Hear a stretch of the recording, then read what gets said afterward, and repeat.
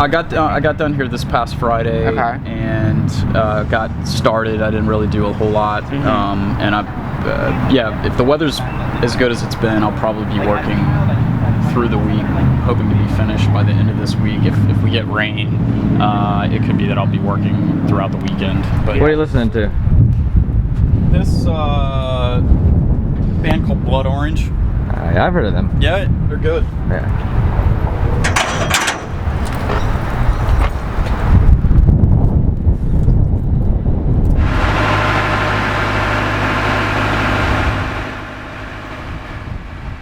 First step is usually I take it into Photoshop and kind of work on some preliminary concepts, just like to try to get rough ideas of what I'm gonna do. It never really turns out that way. Like I just kind of play with different concepts of color and line and shape, form, but I think the surface and location, surrounding architecture generally speaks to me.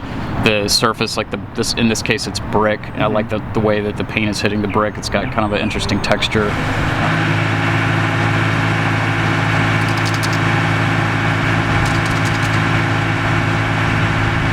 I saw that there is a slight chance of rain, but as far as temperature, it looks like it's supposed to be pretty. I know. What do you think about it so far? Do you like it? I love it. I love it. I just love the size of it, and I love the colors. And I love that I notice it anywhere I am. Oh, it's super noticeable. As soon as,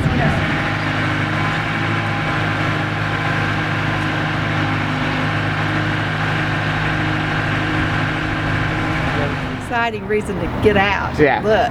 Do you ever get any negative reaction to your work? Yeah, a lot. I mean, some people don't. If you don't understand abstract painting, it's sort of hard to grasp. For some, it's hard to understand. Yeah. But it's generally speaking, I think once the work's done, I usually get a pretty positive reaction, just because the color, people can at least respond to the color. It's so vibrant. Not all of them are different colors, but I've got several, maybe 3 or 4 shades of blue. Yeah. A couple of shades of pink, yellow, 2 yellows, some black, white, gray, purples. Got a couple of purples.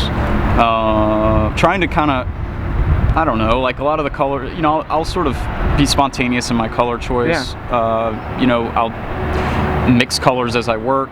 Sometimes I'll put black into things. Sometimes I'll put white into colors and see what happens. I've kind of learned, I guess, in recent years that color is really important to my work, and in the past never really, I always thought about color, but now I'm really thinking a lot more about it when I'm working. I'm really putting a lot of emphasis on the colors. I think the use of bright colors and drips and kind of spontaneous mark making can be an acquired taste, I guess.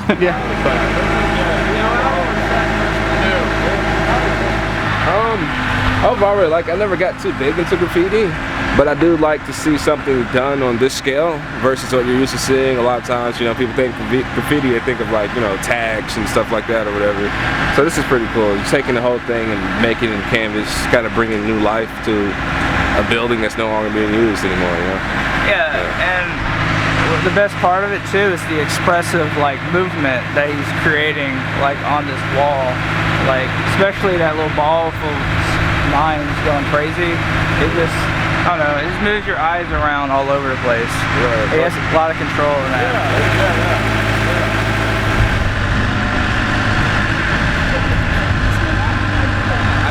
For most, basically all through my 20s, I was working illegally, doing work on a lot of abandoned buildings in Atlanta and focusing on letters. And I think that people are starting to realize that you've got to. Some artists need to work through that in order to start doing things that are a little bit more mature and a little bit more kind of well crafted. And a lot of that early experience that I had, it definitely led me to be able to work on the scale that I'm working now. Yeah.